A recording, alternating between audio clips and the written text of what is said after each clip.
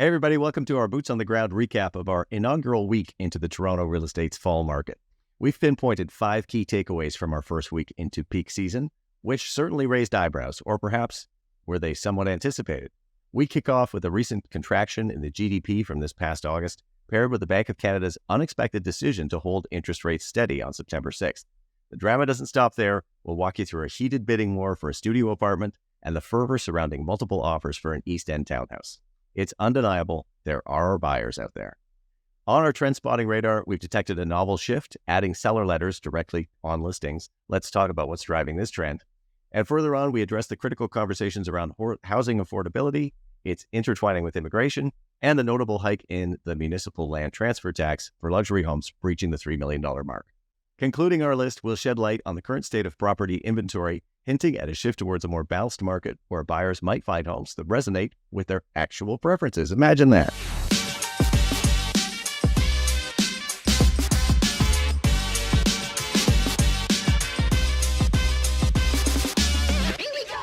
I'm your host, Ian Busher, and I'm a broker with the FM team. Keep your number handy. This is Kori Marin, in-house hype girl and resident expert listing broker. And, of course, a good man to know, Mr. Ralph Fox, our analytical, investor-driven macro picture watcher. Please don't forget to like, subscribe, and comment. There are a lot of great boots-on-the-ground insights to uncover in today's episode, so let's get started without further ado. Well, it is our inaugural week into the fall market 2023, and we would love for our viewership to have these 5 key takeaways of some surprises and some not so big surprises that we took away from the first week back. This is a very busy season generally in the Toronto real estate market. So this is where we're going to get a hint of things to come this fall. And I think some things might be interesting to those that are tuning in today. So we're going to start with something very exciting. We're going to talk about a contraction in the GDP and the BOC holding rates. I know it doesn't get more exciting than that in the first week back in Toronto real estate, and that's why everybody tunes in. But Ralph, this is so in your wheelhouse to discuss. So why don't you give our viewers a little tidbit about what that means and how that might affect them as buyers or sellers in the Toronto market? As you pass this baton over to me, I could just imagine a viewer who follows our channel just being like, oh my God, they're going to talk about the Bank of Canada again, and interest rates again. But that really is a huge influencer when it comes to the Toronto real estate market because real estate, especially residential real estate, is so sensitive when it comes to interest rates. And so in August, there was a lot of anticipation as to what the market would look like, the fall market would look like, given that we had those 2 complete surprise interest rate hikes in June and in July. And we had a lot of nervous buyers, a lot of nervous sellers, a lot of nervous people all around just trying to figure out in this environment of uncertainty what the fall is going to look like and what steps should they make as a result. And everybody was marking the date of September 6th on their calendar. And that was the date where the Bank of Canada would make their announcement as to whether they would be pausing or raising at that point in time. And there was a lot of uncertainty as to what they would do because they keep seeming to do things that surprise a lot of people. And at the end of August, a report came out by StatsCan. It was a very important report, which was the GDP report for the second quarter. And we had Sorry, Ralph, not to interrupt you, but can you explain what the GDP is, that acronym means, and what it stands for? It stands for Gross Domestic Product. Yep. That a country or nation creates over a certain period of time. And why is that an important metric? Because it gives you an understanding, a theoretical understanding of the health of an economy. Are we producing or are we contracting? And everyone was expecting, the Bank of Canada projected 1.5% increase. A lot of the consensus with economists was about a 1.2% increase. And it actually came out to surprise everyone that there was an actual contraction down to 0.2% negative. So that was a real sign that when looking at the narrative of fiscal policy, meaning interest rates affecting the overall economy, it started to show that the intended effect was starting to take place. And actually, it was taking place in the middle of when they were raising rates in June and July. So I think that was enough to give the bank pause or reasons to pause. And that's exactly what happened. And that was really important because it gave a little bit of a semblance of stability at a time where we've had a lot of instability. And it's showing that the intended consequences are just starting to take effect. And it very much looks like we could go into some type of a recession if we aren't already in one already over the next few months. And so it's important because it means that most likely, if you look at reports that came out from CIBC and Bank of Montreal, they said that they think the Bank of Canada is done because we're going to see a continued weakening of the economy over the next few months and over the next quarter. But time will tell. Fantastic. So just one point of clarity, when you mentioned the contraction in the GDP, you said it's negative 0.2. You mean it went down by 0.2? Yeah, it wasn't up 1.5, what they were expecting. Okay. It actually contracted 0.2%. Okay, great. Thank you so much, Ralph. That's awesome. So Ian, in regards to the BOC announcement, did you have clients waiting for that September 6th date to make a decision about buying or selling this fall? You know what? I didn't. I know that it came as a relief to a lot of people, but I actually didn't have people waiting for it because a lot of my buyers were pre-approved and already have a pre-approval kind of rate hold. So I think it was while it was welcome news, the people I'm already working with weren't impacted by it. I think people that were setting up to be buyers this fall, it was giving them a bit more confidence and they're feeling more comfortable. In terms of sellers, we had some sellers with a little bit of a wait and see attitude as per our coaching and consulting. So we were like, let's just see what happens on September 6th. Let's talk that week. Let's see how the market performs in the first week or two, and then we can address when is the best time for you to go to market. Let's have other sellers test the market on your behalf first. So that we can get a good litmus test and good read as to what price point is selling, what strategy is working well, how much inventory is out there. Are you competing with a lot of people? And most people that were sort of waiting in the sidelines for that green light have all decided to proceed. So anyone we had in that holding pattern is now moving full-fledged forward. And I'm feeling really confident about it. Particularly where we have really set expectations on time on market and anything around pricing and strategy. And I don't think we have any sellers going to market right now within an inflated sense of what they're going to get on their home or condo. We're going in with really realistic expectations and really realistic timelines. So I feel really good about it now that that date is just behind us and we can move on. And I think we're in a good position. Okay, fantastic. Well, moving on to the second thing that we did not expect for our inaugural week in fall 2023 is we actually had a heated bidding war on a studio apartment that Ralph and myself listed in August. Ralph, why don't you speak to that? Because it's a great story. Well, we had this cute as a button little studio. It was an investor client of ours. And, it was awesome, by the way. It was awesome. If she's watching, we love you. You're fantastic to deal with. And we came out early to mid-August, I guess, and we had it priced at probably what in my mind would be one of the least expensive opportunities to buy a condo in Toronto. We had it priced at $415,000 and we held off on offers. And lo and behold, we did not get any traction and we were unable to sell it on offer date. And the property sat on the market. We had some activity, but not a ton. It was very lukewarm. And then we relisted it at $385,000. And we had an offer after about a week on the market. Again, we were expecting it to fly because I think that literally was the least expensive condo. And what a great investment opportunity. You could get over $2,000 a month rent. And it took a while for it to sell, even at that price. It was just quiet. Now, end of August typically is a quiet period. But what happened was we sold it conditional on financing. And in the end, the financing did not go through. And in that last week or in the last few days prior to it firming up, theoretically, hopefully, I took a bunch of calls from agents all of a sudden super excited about the property. And from the moment that we went back on the market, we ended up in multiple offers, and we went back and forth till midnight that day. It was a Friday. And so it was really interesting because all of a sudden the market realized the value of this property, and there were multiple parties aggressively trying to acquire it. And it's really interesting. And part of it is because I think end August it's slow, and September things pick up.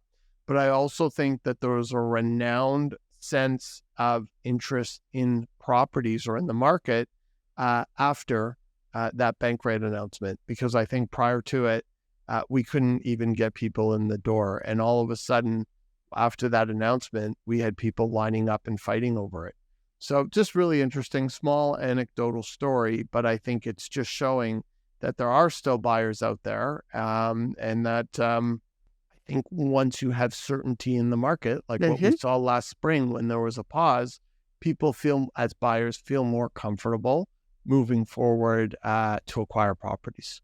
And what was interesting about that as well is that the offers that were bidding against each other after the deal fell apart and we had these new interested parties, they came in with clean offers, error-free paperwork, professional agents. Like this was a real deal, old school bidding war with tight irrevocables and a pace and a velocity that we haven't seen in the condo side of the market for a while. So it was kind of fun to see that type of energy and competitiveness as well. And of course, we're super happy for the seller who, as we mentioned, is great to deal with. And Ian, one of your condos that you had listed that had sort of been sitting for a little bit as well also sold, correct? On the evening of the 6th, the actual day of the announcement.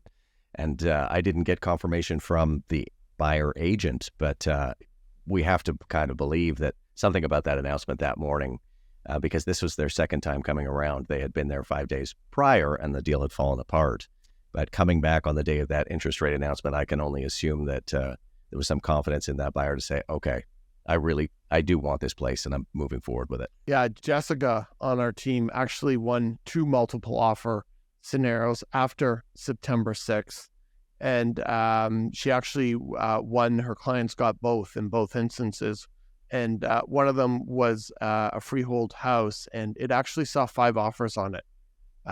So we are seeing certain properties starting to get a lot of activity in a way that we weren't seeing in August. Now, we're not talking about incredible record-breaking prices by any stretch of the means, and these are probably fair, realistic prices that all of these, 4 or 5 properties we're talking about here have sold for.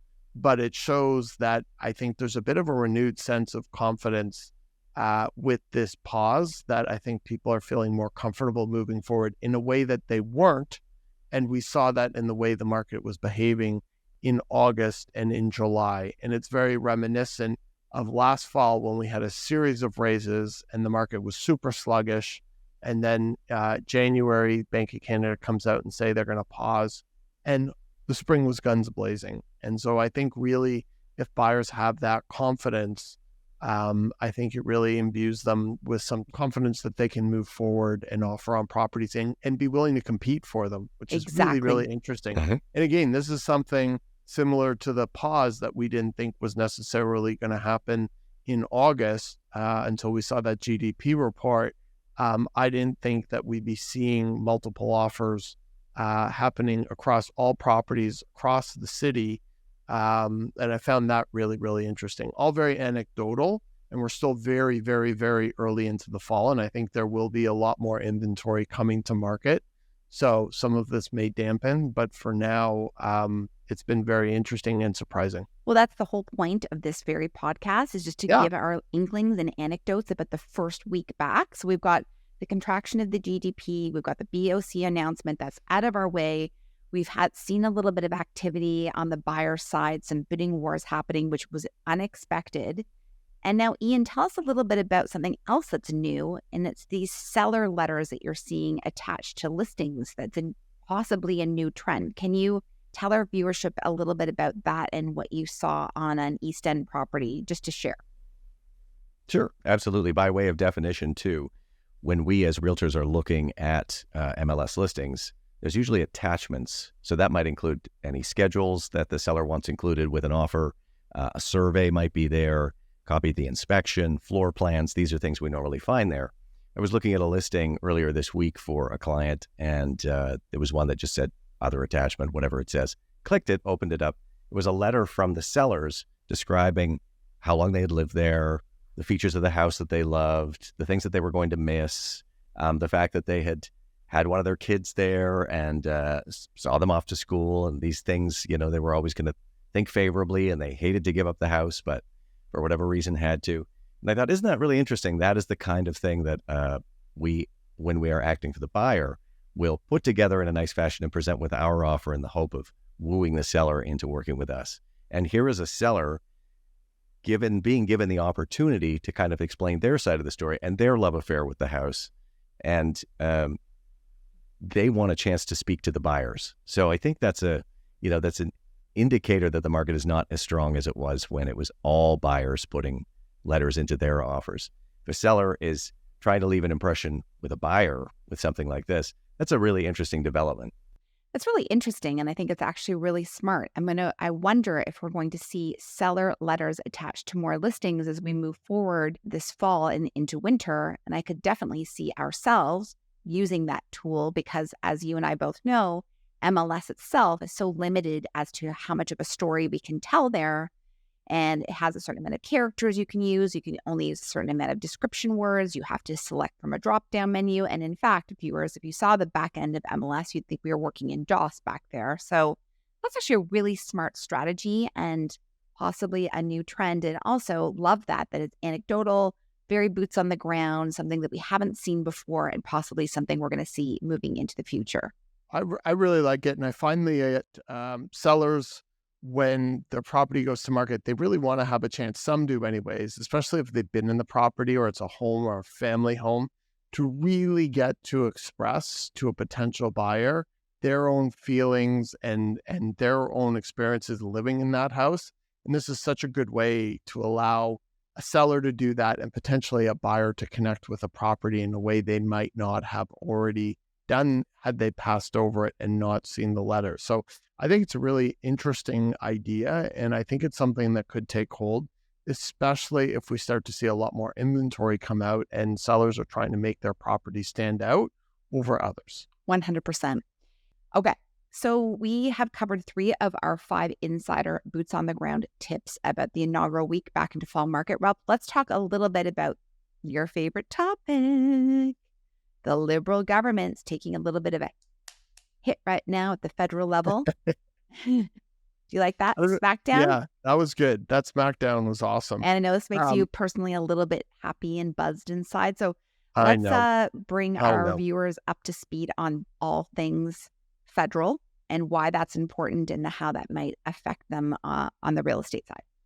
So I'm going to leave my personal political feelings aside here and just talk about what's happening. And it's really interesting because in July, Justin Trudeau came out in a press conference and said, well, we're the federal government. We don't have really that much carriage over the housing market and what happens with housing prices. And obviously there was a huge uproar because of course they do. They're the ones letting in the policies with all the immigration.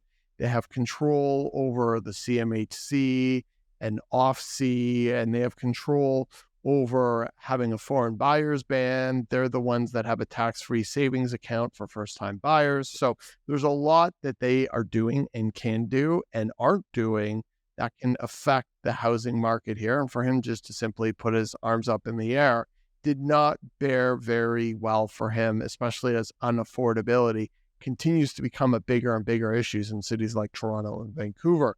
And what you really saw in August was really interesting is you saw a cabinet shuffle where all the cabinet ministers got shuffled. And interestingly enough, the immigration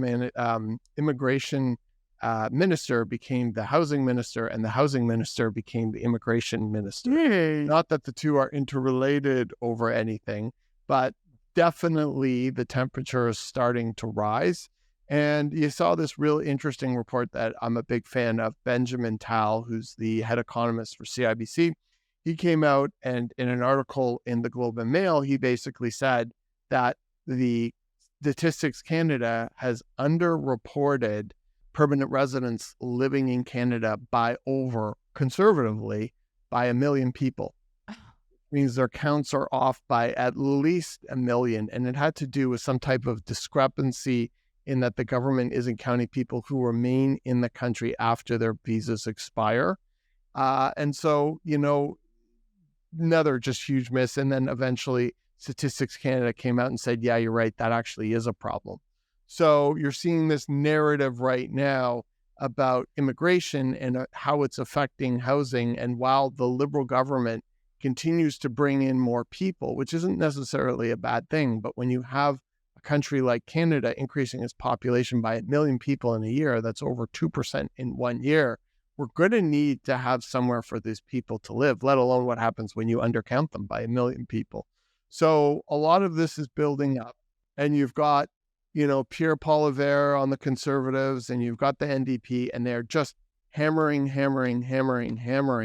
the government right now, and the fact that they've actually done very little to solve this problem, and probably more to encourage it if you take the long view. So it's going to be really interesting. Conservatives, according to some polls, if there was an election today, would actually win a majority government. And I think the only way Justin Trudeau and his cabinet is going to walk this back is by really, really responding to this. And you're going to see a huge discussion and debate vis-a-vis immigration, the economy, GDP per capita, and the housing all wrapped into one. And I think it's going to become a real issue. And I don't even think that that's a bad thing, regardless of the political outcome. We definitely need more solutions. And it's really, really starting to blow up. And I think in September, you're going to see a lot more of this. Okay. And tell me a little bit more about, because it's really interesting, part of Olivia Chow's campaign promise about the municipal land transfer tax increase and how that affects the luxury properties. I believe it's $3 million and up. Yeah, I don't have the scale in front of me, but it's for over 3 million. I think it's an additional 3.5%, over 4 million, 4.5%. And then it goes up incrementally from there based on a purchase price. And that's going to take effect in January. And just where it's interesting is Toronto is the only municipality in North America that already has double land transfer tax. And it really, without going into it too much, having a very heavy land transfer tax basically makes it difficult or more expensive for people to move up or laterally in this market. And we have a city where they're not building any more houses. They're building condos, but they're not building any more houses. And so when the costs are hundreds of thousands of dollars to move from $2 million to a $3.5 million house, people stay where they are and they renovate. And so we're locking people into their houses by increasing taxes without having some type of a counter offset with supply, which just isn't even coming close to happening. And just to be clear for our viewers about the land transfer taxes cannot be rolled into your mortgage. They are due on closing in cash. So it's a big chunk of change that you basically feel like you just toss away when you acquire a property in Toronto. And you feel that heavily when you acquire property. And obviously, the more expensive the property, the higher the taxes. And we get slammed twice with that in Toronto. So I think that's really interesting as well. And we'll definitely keep abreast of that and watch how that may or may not affect that price point from $3 million up. But the point being is that when you have taxes at a higher price point, it then encourages people to buy at a lower price point, which is already suffocated. And it already brings up the price point of the lower price point properties. And it looks like we've lost Ian due to a technical issue. Did I not mention that? Yeah, no. So Ian is no longer here, in spirit, obviously. Always. But for the rest of the call, I think it will just be me and you bringing this home, wrapping this up. Let's just wrap this baby up. Okay, well, I think the last thing we want to talk about is that we're seeing pretty healthy inventory levels for the first week back in the fall market, and things are looking rather robust as we expected. So I think that buyers are going to have more options out there. They're going to be able to consider properties for longer, and they're going to buy properties that they actually might like. So a balanced market, if that's what we're moving into, and it sounds like we are. I'm going to talk about the numbers here briefly for our audience today. It's actually a good thing. Actually is a really good thing. So just to have some comparisons here, I'm going to post this so that it's easy for you to see it. But I wanted to talk about how much inventory came online the first week into fall this year compared to last year. So this year, the first week back in the freehold market, so freehold means houses, low-rise houses, there were 634 new contracted home listings that came to market in the GTA. Last year, in the first week back, there were 424 new housing listings. So we actually have about 39% more inventory this year than we did last year at this time. I just think that's interesting. So, homes sold last year, the first week back on the market for about $1.43 million, or 100% of the asking price. But this week, our first week back, there were 82 home sales, so less properties sold, but they sold on average for $1.67 million.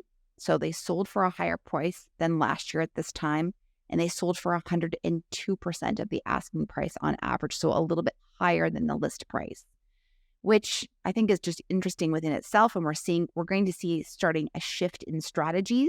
But I also think what we're seeing is that the good properties that are quality, that are marketed well, and have something special about them, whether it's location or character or opportunity or value add or opportunity to put laneway housing in, priced properly, good agents, quality inventory is going to sell. So that's interesting about the low-rise market. And then condos, as we expected. So first week back in fall, 927 new condo listings. Okay, last year at this time, there were only 663 new condo listings. So that's 33.2% more condo listings the first week back this year. Okay, so there's definitely more condo supply, just as we forecasted in some of our former podcasts. And last year, there were 227 condo sales the first week back, selling on average for $872,000 and getting about 98% of the asking price. And last week, first week back, 131 condo sales. Whoa. With the average price being less, about $786,000 and getting about 100% of the asking price. So we're seeing them selling for, on average, a lesser price point, and we're seeing less activity and more supply, which is totally what we expected. So condo sellers, please be very intelligent and strategic about how you're going to market, what you're pricing your properties at, being very reasonable about expectations and time on market and how you market your property. What does it look like?